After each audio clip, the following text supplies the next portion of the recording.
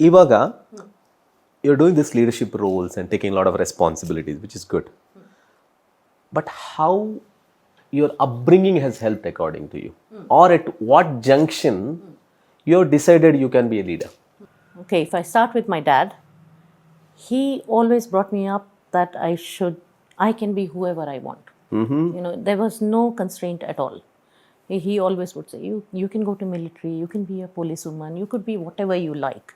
And he encouraged that I go and climb trees, play all kinds of lagori and, gilli dandli and cricket, hockey. So whatever I want. He never insisted, he was different. He never insisted that education was only Option the way in life, forward. yeah. Right? Whereas I think my mother, she was more pragmatic. She knew that you need to have education as well. So she was more the order, and my dad was the more, you can take whatever space you like. And I think the critical part, which now when I reflect with others as well, many of my Indian leaders, they ask, I want to be able to speak up, but I'm afraid. When there is hierarchy, I'm afraid. Yeah. I think that was a critical part in my upbringing, where my dad said, Encourage you to speak and you can share I your could views. argue Yeah. with him. I could tell him why I don't want to go there. Why should I go? And it was okay. It was never reprimanded. It was always okay to question, argue, and I also was lucky to get teachers who encouraged that. So I think that really helped. ಹೌದು. I think especially ನೀವು when you speak about your dad, right? So just today I was reading, there were like 2 sad incidents I read, right? So one of the upcoming tennis player in somewhere in North India was shot by her dad. And the reason was he was getting a social pressure saying that his daughter is earning a lot of money and he is spending that money and living with that money, and he couldn't control that pressure. He kept on telling her to close her academy, but they argued and finally he shot her. So 4 bullets, and 24 years upcoming tennis player who had her own academy is gone. So I feel this world should have all the dads like your dad, like who knows that, give that freedom to kids and let them grow, let them enjoy their life. And another dad's instance I heard was somebody got less marks and her dad hit her so much that, like that kid died. So it was so sad. Just today morning I was reading it. And though we say that times have changed and things are changed, but still when we hear this kind of incident, it's very, very, very disturbing, right? So when you were speaking about your dad, I really wish everybody should get dad like that, or every dad should develop that kind of mindset. Rupak, throughout this, one thing what I always observe, right? You always prioritize Chandrika. You always prioritized her career. She got a good role. I supported her. It's actually very, very unique mindset, which is not very common. Though today we say that things have changed, everybody equal.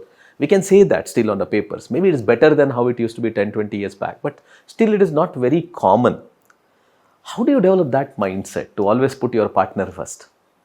See, when I started my career, it was more like there's no other choice. You have to work, right? It is not like there is ancestral something or some business I can do. So we just started because you have to work. You finish your education, you come, you work, and there's no other thoughts. But when after I meeting her and I was living with her, what I realized from her is she's so passionate that she wants to work. I started working because there's no other choice, but I have to work. And some bread earning has to be done. Your parents need to be happy that the son has gone to Bangalore. He's working, he's happy, right? That was our thought. But the passion what she has is like, I want to live till 94. Till I die, I want to work. So and that wasn't my stuff. I was like, as long as I'm comfortable, and for some reason, I think for a longest period, I've been saying at 50, I want to retire. No plans. ಹೇಗೆ ಅಲ್ಲಿವರೆಗೆ savings ಮಾಡಿ ಆಮೇಲೆ retire ಆ plan ಏನಿಲ್ಲ. But it was like ಸುಮ್ಮನೆ ಒಂದು number 50 ಆಗೋ retire ಆಗ್ಬೇಕು ಹೇಳಿ ಒಂದು I have to tell her also. So also ಅದಕ್ಕೆ she was not objecting nor saying how can you retire at 60, but she was like I want to live till I live I'll work. So looking at that passion, and when we look even ನಮ್ಮ ಆಫೀಸಲ್ಲಿ ನೋಡುವಾಗ we don't find a lot of women who are so passionate about work, right? They're coming because I did a degree. They're coming because I can support little bit. Not too many are there like, I want to get to the next level. right? I want to become a CTO. I want to become into something technical, right? Again, when we talk about women employees, we'll talk more about somebody like a front office or very few developers. Nobody I've seen who's like too passionate that who've been exhibiting, okay, because of your skill set, you might get promotions, right? But who are always saying that I want to grow, right? Very few women employees are there, and fortunate to have a partner like her. So it was obvious to say, yeah, if you were getting these opportunities, I would support. I mean, there was not in a second thought saying, okay, if she goes to Japan, what will I do? But I was at that point of my career, it was like, for me also, staying here was important. I wasn't in the mind frame, okay, ಈಗ ನೀನು ಹೋಗ್ತೀಯ ನಾನು ಸಹ ಇಲ್ಲಿ ಕೆಲಸ ಬಿಟ್ಟು ಒಟ್ಟಿಗೆ ಬರ್ತೇನೆ. I was in that mind frame. Even I was in a crucial part of my career saying, okay, mine is going well, but I would want to support you. You continue. We will do whatever is required to help you to support in Japan, even if I am not there, right? So that's how. But yeah, I don't have an exact reason why, but never had that second thought that why should not I support. You might say that came to you very naturally, right? And also see, when Chandrika is traveling and her job demands her to, like maybe do a lot of travel or maybe late night work, there needs to be somebody who is making sure that kids are taken care, they're growing well, and they're getting the right value system. And I've always seen that you're taken the lead in that, right? So how do you enjoy that? Like, what is your message for the younger generation there? Yeah, I love kids from before, so I enjoy. I am also extremely passionate about pets. So maybe that's how I like being, maybe I look at my kids also as a pet, right? So I lived with dogs, cats, monkeys, a lot of pets I had all through my bachelor days. And in fact, when I met Chandrika first time, when she visited home, I had 5 dogs at my house. One bedroom was for the dogs, one bedroom was for me. That was my lifestyle. And her dad approached me looking at the matrimonial profile, saying I love pets, and she likes pets. She likes pets only to play, not to Not to nurture or take care.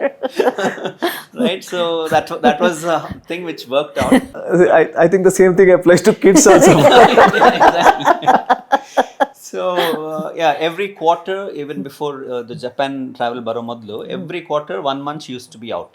Either she used to travel to Japan or China or Sweden. So every quarter, one month she used to travel.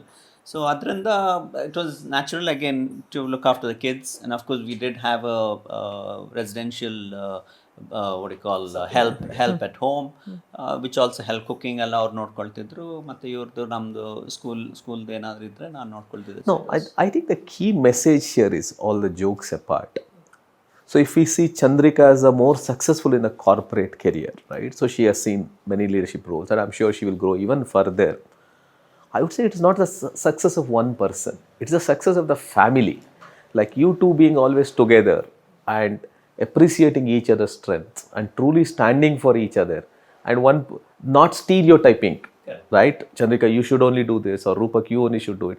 I think I've seen that both of you complement each other a lot. I've always seen both of you, even when I speak to Chandrika separately or when I speak to you separately, I've always seen that real mutual admiration for each other and the love for each other. I think now you're married for almost how many years? 15? 16. Sorry. Our son is 15. August will be 16. Unless you have other plans, which I don't know. August 16. Yeah. No, but I'm very happy to say that you guys have still kept that spark on between you, right? So you still have that, relationship where you spend a lot of time with each other and you have a lot of curiosity for each other. How do you maintain that mindset? Can also go with that. I am curious to hear you. Yeah, basically we give space to each other. That's what I feel, at least, right? Not too much of the micromanagement, what we call in the corporate terms, we don't do here, right? In our personal life, there is space. Of course, we need we spend time together as well, and again there is lack of time itself. Right now, she leaves morning by 8:39. She's out. She comes back by 8:39 again. Right, so literally 12 hours is gone. Another 6-7 hours sleep is gone. So there's hardly time.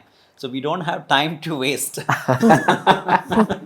So with that limited time, yeah, whatever best you can do, if you want to have mental peace, you do it that way, right? So that's the simple thing. And weekends also, there'll be something or other. One day we would have planned something to go somewhere, maybe a dinner or maybe meeting her mom, right? And today we have taken your weekend. ಯಾವತ್ತೂ ನೆನೆಸಿರಲಿಲ್ಲ I'll get into entrepreneurship.